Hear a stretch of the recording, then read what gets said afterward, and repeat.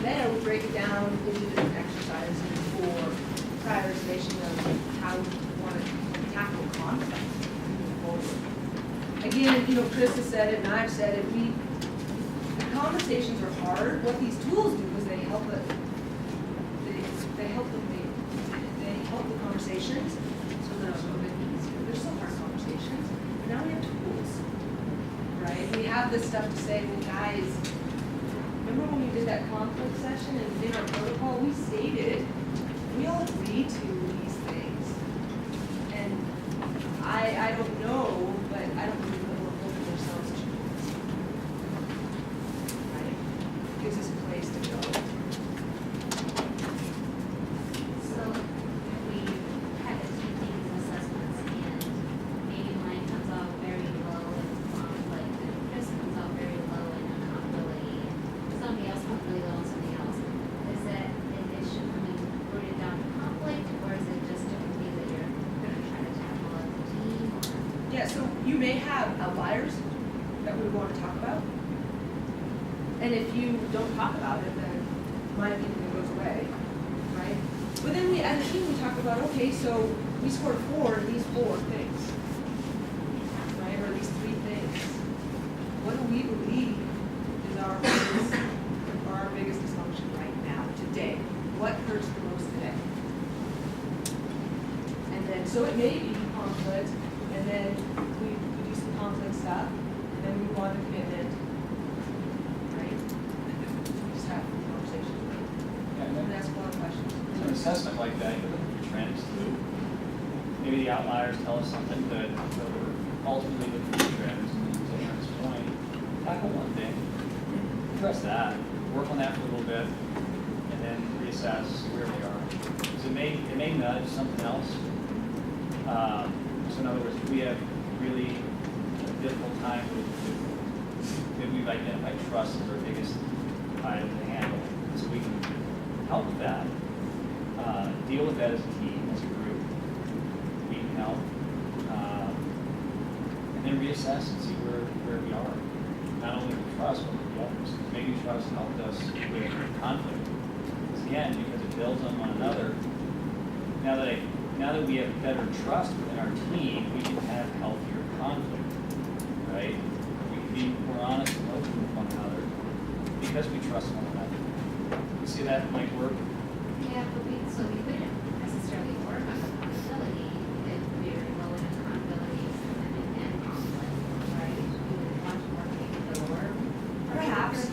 Maybe. I mean, Perhaps. That's not what I'm saying. I'm just saying, let's pick one that we feel is the most obvious to work with. Maybe there isn't one that's obvious, but pick one. And maybe that's a strategy you take is one that's lower rung, if you will, because the others build on it. Maybe, again, let's have that discussion. See what the assessments tell us. We go from there.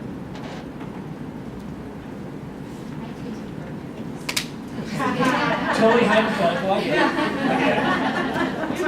Nothing being read. I've heard other companies, other teams. I get it.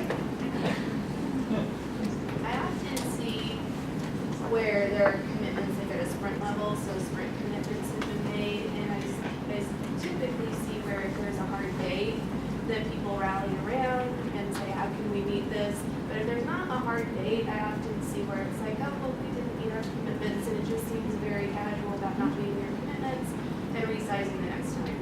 And I'm not talking where, maybe people were encouraged or pushed to make things where the team was saying no. I'm saying the team committed, and now the commitments aren't being made at a team level.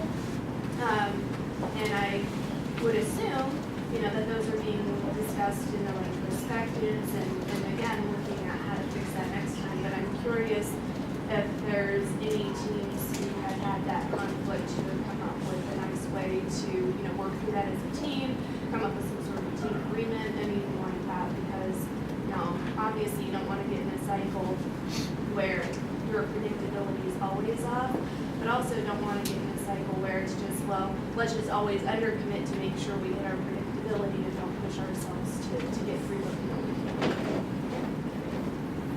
So that was more kind of like, has anybody encountered that, and did you put anything in your working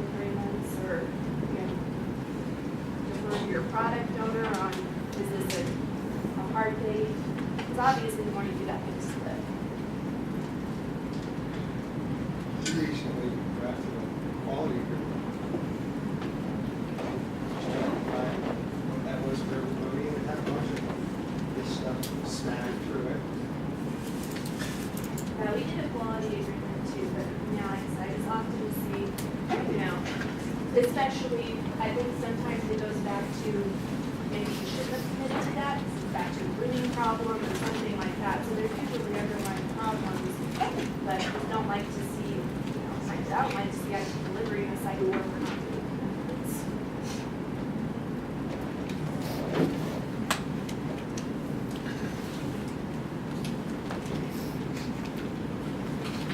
Nobody else has seen that? Get it? I think with that, it's just like what you said with the predictability. You have to look at why did you miss the commitment. Maybe you just didn't notice that somebody was going on vacation. Maybe you estimated poorly. Maybe requirements changed. There's a ton of reasons that can happen if you miss a commitment. And like you said, you just have to look at it in retro and try to determine the why to know what action you would take to prevent it to improve for the future. And it is consistent, it's because they are. So you need to adjust that, adjust the velocities, prior to what's happening. Question of date should.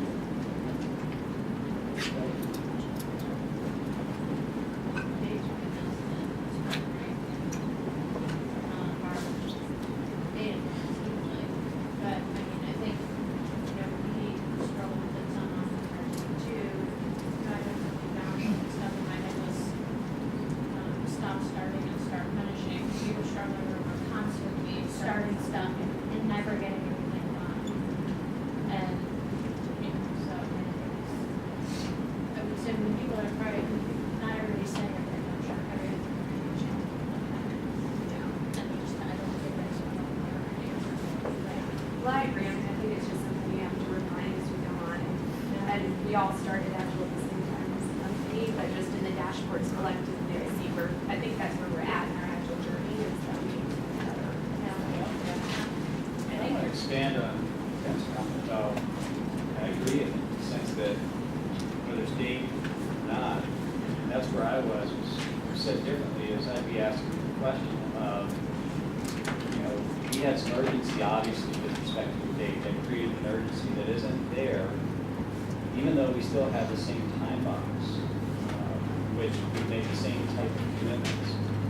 So how do we instill as a team, again, it's a behavior, it's a mindset, how do we instill that same urgency, whether there's a date specifically tied to it? Because again, as soon as I make a commitment as a team, there's a communication that subsequently happens outside of the team, right? You guys understand? And it's, hey, you should expect that these 5 things, team committed to these 5 things. Stakeholder, I'm going, awesome, can't wait to get those 5 things, right? Because I made a commitment to someone that this is happening. And then we turn around and go, man, kidding, we're gonna give you 3. We'll give you the other 2 the next time.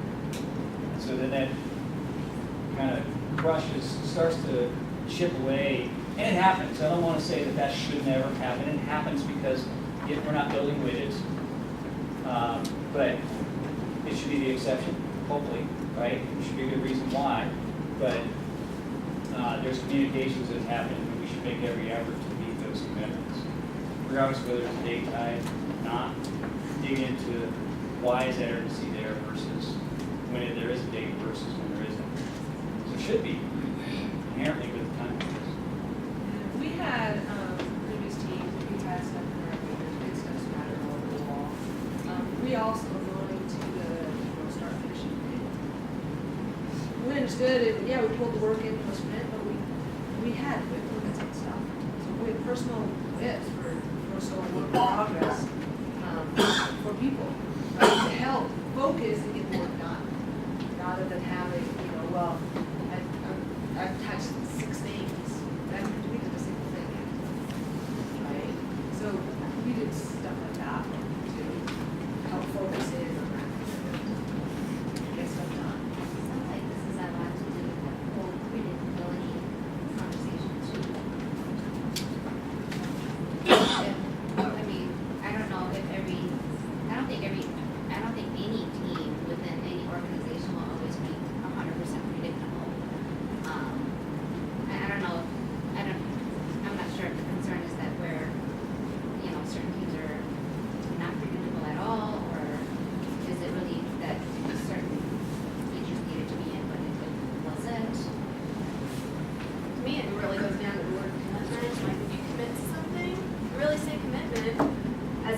where, you know, as a team member, I'm gonna do everything I can to get that all done. And maybe in retrospective, I'm saying, you know what, next week should do half the story points, because I killed myself to do this, and it's not okay, I don't wanna do it again. Some team players, some team individuals commit, and we depend on that person To do it. to do that piece. Right. Without the team. There's a difference between individual committing and a team. That individual is heard because they say yes, we say no, But that sounds more positive, so that's. the but this direction. just turns into 5 stories. It's not just one story, 5 stories. It makes you know you got 25 points, and you're committing to 25 points where everybody's watching you do it, because we can't ultimately say, pull yourself out doing it, but you committed, and then you come back to do it. So that's a lot of this is like, in my mind, in my opinion, based on my experience, it's not always a team commitment, it's an individual committing for that sprint, which then falls on them, and if we can't, then the team's accountable, why did you help? Well, how can we help if we don't mind stuff? It's those silos. Yeah, exactly, it's all about the I stuff.